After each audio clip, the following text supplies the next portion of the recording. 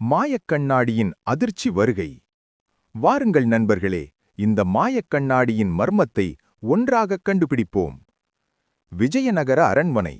வண்ணமயமான தூண்கள், தங்க அலங்காரங்கள், இசை ஒலி. அரசர் கிருஷ்ணதேவராயர் அரியணையில் அமர்ந்திருக்கிறார். அரண்மனை மன்றத்தில் அமைச்சர்கள், வீரர்கள், கவிஞர்கள். அவர்களில் அமைதியாக நின்று கொண்டிருப்பவர் தெனாலிராமன். அந்த நேரம், மகாராஜா, ஒரு அரிய பொருள் கொண்டு வந்திருக்கிறேன் என்று ஒரு வியாபாரி உள்ளே வருகிறான். அவன் ஒரு பெரிய வெள்ளி மூடிய கண்ணாடியை காட்டுகிறான். இது சாதாரண கண்ணாடி அல்ல, யார் முன் நிற்கிறார்களோ அவர்களின் உள்ளுணர்வை காட்டும் மாயக் கண்ணாடி. மன்றம் முழுக்க சத்தம். அரசர்: உள்ளுணர்வா? அதெப்படி? வியாபாரி: உள்ளே நல்லது இருந்தால் நல்ல உருவம், கபடம் இருந்தால் விலங்கு உருவம். அமைச்சர் ஒருவரை நிறுத்துகிறார்கள். கண்ணாடியில் அவருக்கு பின்னால் ஒரு நரி.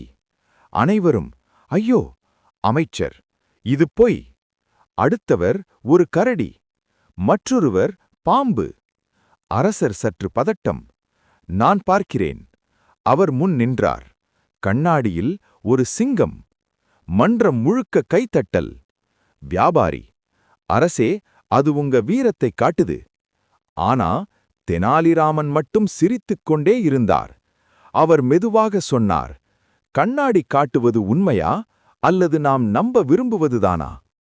இரவு நேரத்தில் அந்த கண்ணாடி தானாக ஒளிர ஆரம்பிக்கிறது. இந்த மாயக் கண்ணாடியின் உண்மை இன்னும் வெளிவரவில்லை. அதை அடுத்த பகுதியில் பார்க்க தவறாதீர்கள். சப்ஸ்கிரைப், லைக் செய்து உங்கள் ஆதரவை தெரிவியுங்கள்.